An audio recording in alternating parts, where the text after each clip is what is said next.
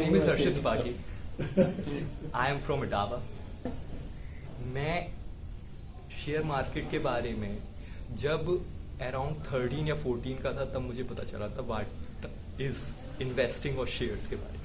मेरे भैया बीकॉम कर रहे थे तो उनके करिकुलम में इन्वेस्टिंग और ये सब था, तो मुझे पढ़ने का शौक है तो मैं उनकी भी बुक्स पढ़ता था, उनसे पूछता था। तो उन्होंने मुझे बताया कि डेरिवेटिव्स क्या हैं और ये सब। तब मुझे पर ये नहीं पता था कि इसमें इन्वेस्ट कैसे करें, डीमैट अकाउंट्स वगैरह के बारे में कुछ पता नहीं था। 1 ईयर अगो इन फेब्रुअरी मैं गया कुछ लोगों के पास जो इस सेक्टर से रिलेटेड थे, पर किसी के पास प्रॉपर नॉलेज नहीं थी। तो मैं इटावा में क्योंकि छोटी जगह है तो पर सिटी है पर इतने नॉलेज वाले लोग नहीं पता। तो मैं सीधे अपना जो भैया का बैंक अकाउंट था IDBI बैंक में, तो वहाँ के मैनेजर के पास गया भैया के साथ में। तो उन्होंने बताया कि डीमैट अकाउंट आपको ओपन कराना पड़ेगा ट्रेडिंग और इन्वेस्टिंग के लिए। मैंने डीमैट अकाउंट भैया से कह के ओपन करवाया। भैया का अकाउंट भैया का, आप तो एलिजिबल नहीं थे उस वक्त। मैं एलिजिबल अभी भी नहीं हूँ।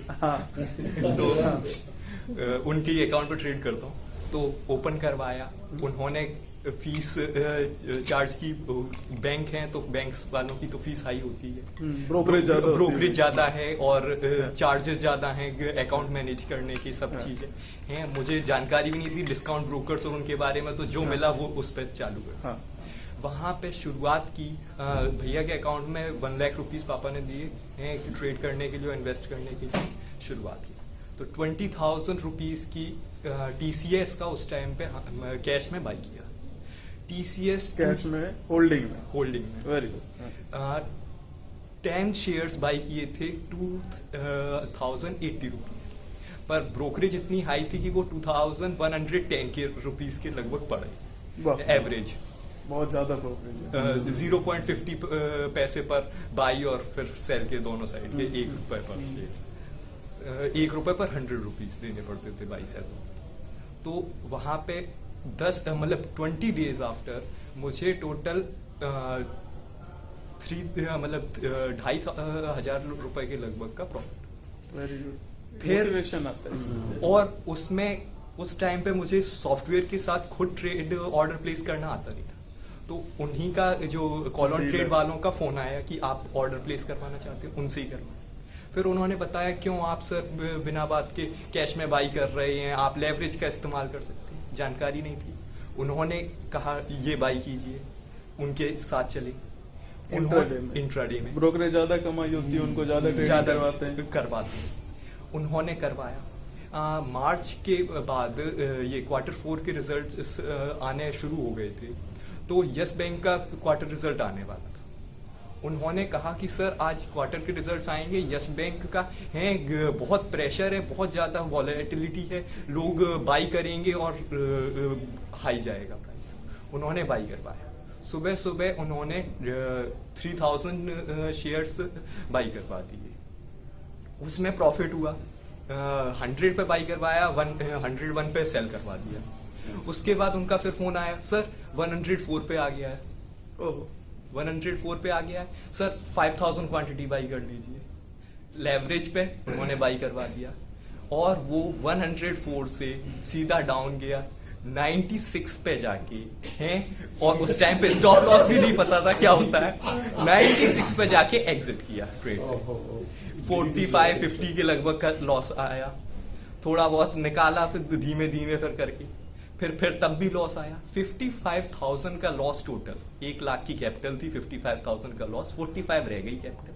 उसके बाद मैंने ट्रेडिंग रोक दी। टेंशन नहीं हो गई। मैंने उस टाइम पे फिर ये समझा कि किसी की बात नहीं, कोई भी आपको अपने दिमाग से करना है, खुद सीख के करना है। फिर मैंने 2 महीने के लिए ट्रेडिंग रोक दी। सितंबर में जाके उस टाइम पे मैंने इन्वेस्टिंग के बारे में पढ़ा। वॉरेन बफेट के जो ट्रेडर्स के लिए लेटर्स हैं उनकी वेबसाइट पे बर्कशायर हैथवे की, वो पढ़ी। तो उसमें जाके समझ में आया, सीधे सीधे इन्वेस्टिंग का पता चला कि कैसे इन्वेस्ट किया जाए, कैसे फंडामेंटल एनालिसिस करके। तो थोड़ी बहुत, भैया बीकॉम वाले थे तो उन्हें बैलेंस शीट वगैरह रीड करना आता था। तो हम लोगों ने मैं कहूँ तो क्या कहूँ, भगवान की कृपा या कुछ भी। नवरात्रि का दशहरा वाला दिन था। हम लोगों के मतलब पापा की शॉप है, तो वहाँ पे हम लोगों का एक सामूहिक भंडारा करवाते हैं नवरात्रि के दशहरे पे। तो उस टाइम पे हम लोगों ने बस और बस उस दिन 5,000 मतलब 5100 रुपए का चढ़ावा चढ़ा के आए थे भंडारे के लिए। और उसी दिन मैंने एक चीज पहले से रिसर्च कर रखी थी हम लोगों ने, कि जी इंटरटेनमेंट का उस टाइम पे जो सुभाष चंद्रा ने लोन ले रखा था, तो वो जिस कंपनी से लोन लिया था वो बेच रहे थे उनके शेयर्स, और इस बात पे नजर थी हमारी। और उनका बिजनेस मॉडल सीधे वॉरेन बफेट का वो है कि जिस किसी भी बिजनेस का बिजनेस मॉडल अगर आपको अच्छा लग रहा है तो आप उसमें इन्वेस्ट करिए, और ये टेंशन छोड़ दीजिए कि वो गिर रहा है या बीच में उसमें अप डाउन क्या आ रही है, उसकी कोई ना कोई प्रॉब्लम्स आती रहेंगी। आप लॉन्ग टर्म के लिए देखिए, बिजनेस मॉडल अच्छा है तो वो आपको प्रॉफिट जरूर देगा। तो वो उस दिन उन कंपनी ने सेल किए, एकदम हाई ऑर्डर्स प्लेस हो गए, तो वो शेयर प्राइस डाउन आया 212 रुपीज पे। उस दिन हम लोगों ने MTM पे, मैंने मतलब रिस्क नहीं लिया, मार्जिन ट्रेडिंग फैसिलिटी पे 50% सिर्फ लेवरेज लेके 50,000 रुपीज पे 1 लाख रुपए के शेयर्स बाई किए, और वो उसी दिन में उन्होंने 7,500 रुपए का प्रॉफिट। तो ये मान लो कि माता रानी की कृपा हुई, और वो 34 तक गया। अगले दिन वो थोड़ा नीचे आया 25 पे, मैंने फिर बाई कर लिए, और इस बार कैश में बाई किए हैं, और इस बार भी मार्जिन ट्रेडिंग फैसिलिटी पे बाई की। और वो एक महीने के मतलब 20-25 दिन के लगभग में वो शेयर्स 351 रुपए पहुंच गए। और उस टाइम पे पूरे के पूरे जो कैपिटल थी वो वापस आ गई, ऊपर से 10,000 के लगभग प्रॉफिट हो गया। पर मैंने जितना 351 पे मैंने बेच दिए, उसके बाद वो 378-75 तक गया, पर मैंने रिग्रेट नहीं किया। उसके बाद मैंने IDBI की ब्रोकरेज पे अकाउंट बंद करवा दिया भैया का, और IDBI कैपिटल मार्केट उस पे बंद करवा दिया, और उसके बाद फिर अपस्टॉक्स पे चालू किया। पापा ने ये देख के ही वापस अपना पैसा निकाल लिया, तो पापा ने थोड़े रुपए और दिए, पर जब हम लोगों ने कमा लिए थे तो थोड़े हमने खर्चे भी किए, और पापा ने 1 लाख रुपए और दिए, तो 1,90,000 टोटल अपस्टॉक्स में इन्वेस्ट किया। अपस्टॉक्स में डालने के बाद हम लोगों ने प्रॉफिट्स कमाए। आपकी जो वर्कशॉप है उसकी पूरी फीस है उसी से थी। तो इस टाइम पे मैंने इन्वेस्ट कर रखा है सीधे सीधे शॉर्ट टर्म के लिए और लॉन्ग टर्म के लिए। अगर वो शॉर्ट टर्म में प्रॉफिट देंगे तो उसे तब सेल कर दूंगा, या अगर लॉन्ग टर्म में देंगे तो वो मैं लॉन्ग टर्म के लिए। मेरी बस स्टाइल यही है वॉरेन बफेट की। तो बहुत अच्छा थॉट प्रोसेस भी देखा। कल की जो क्लास आपने करी उससे लगता है कुछ इनपुट मिला आपको, कुछ फायदा हुआ? हाँ, बहुत इनपुट मिला।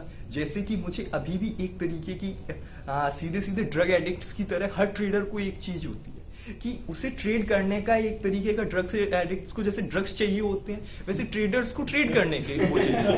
तो अकाउंट खुजली मस्ती हाँ, करना है। मतलब जब भी आप मार्केट ऑब्जर्व करने के लिए बैठे हो, क्योंकि आप अगर कुछ भी कर रहे हो, अगर आपको इन्वेस्टिंग भी करनी है तो आपको ऑब्जर्व करना पड़ेगा मार्केट को। तो उस टाइम पे जब ऑब्जर्व करते हैं, तो जब अप्स डाउन्स देखते हैं तो ट्रेड करने की खुजली मचती है।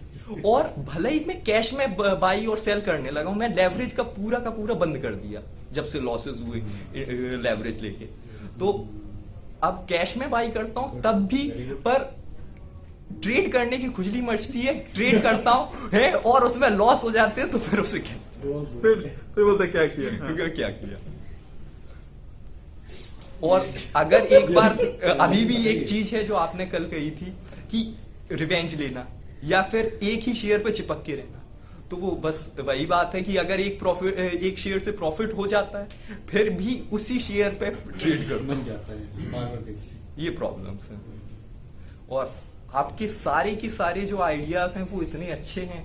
मुझे तो जब मैंने आपकी पहली वीडियो देखी थी तभी मैं आपका फैन हो गया था। मैंने हर वीडियो देखी थी सबसे पहले मैंने आपकी कंपाउंडिंग वाली देखी थी। अच्छा, कंपाउंडिंग के मैंने वॉरेन बफेट के भी पढ़े थे आर्टिकल्स और बाकी के उनके पढ़े थे, तो मैंने सारी मतलब बहुत सी अच्छी अच्छी बुक्स हैं जैसे think and grow rich by Napoleon Hill, बहुत अच्छी रिचेस्ट मैन इन बेबीलोन, और क्या बोलते हैं रॉबर्ट टी कियोसाकी की वो रिच डैड पुअर डैड। तो उन सब में एक चीज कॉमन है, अगर आपको वेल्थ क्रिएट करनी है तो सबसे पहले तो आपको सेविंग्स के लिए एक अलग फंड निकालना होगा, या तो अगर आपके पास एक बार की सेविंग्स और आपके बाकी खर्चे चल रहे हैं तो उस सेविंग को बस सेविंग्स ही रहने दीजिए और इस्तेमाल उसी को सेव कर बार बार उसे कंपाउंड करते जाइए।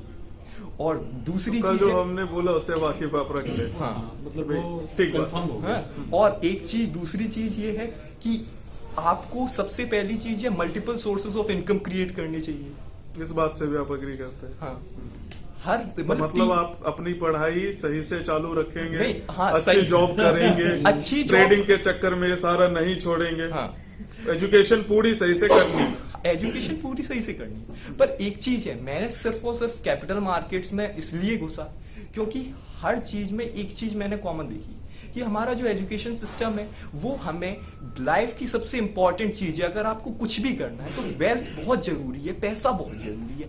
भले ये मैटेरियलिस्टिक वर्ल्ड के बारे में लोग कुछ भी कहते रहे कि स्पिरिचुअली कोई पैसा वैसा मायने नहीं रखता, पर अगर आपको जीना है तो पैसा सब कुछ चाहिए। हैप्पीनेस चाहिए तो आपको पैसा चाहिए, नहीं तो घर में कलेश होंगे, पैसा नहीं है, अरे ये नहीं खरीद सकते वो नहीं खरीद सकते। तो हमारी एजुकेशन सिस्टम की सबसे बड़ी प्रॉब्लम यही थी। तो इसीलिए मैं ये बुक्स पढ़ता हूँ कि फाइनेंशियल फ्रीडम। आपको पता है वॉरेन बुफे की क्या एजुकेशन है? वॉरेन बफेट की एजुकेशन है क्योंकि उन्होंने है? ऑक्सफोर्ड में भी पढ़ाई, कोलंबिया बिजनेस कोलंबिया बिजनेस से वहाँ पे उन्होंने पढ़ाई करी थी अंडर बेंजामिन ग्राहम, है ना? तो उसने इन्वेस्टिंग आप ही के एज पे चालू करी थी क्योंकि तो- उनके डैड फंड तो मैनेजर उसने थे। पढ़ाई पूरी करी कि नहीं करी? करी। तो आप बीच में नहीं छोड़ेंगे। अब मैं क्यों ऐसा बोल रहा हूँ बार बार, मेरे पास कई सारे स्टूडेंट ऐसे आते हैं यंग ये डिसकंटिन्यू जो कि ना डिसकंटिन्यू कर देते हैं जब हाथ में पैसा आने लग जाता है, उनको लगता है यही सब कुछ है। बट जब आप अपनी ग्रेजुएशन MBA या CFA FRM जो भी कर रहे हो वो कंप्लीट कर लेते हैं, उसके बाद आपकी अपॉर्चुनिटी और ज्यादा और मिलती है एक्सप्लोर हो जाती है। कि एक एक्सपीरियंस्ड बंदा जो कि क्वालिफाइड भी है तो लोग आपको वेटेज देते वेटेज हैं। देते हैं। इस चीज में कभी कॉम्प्रोमाइज मत करना।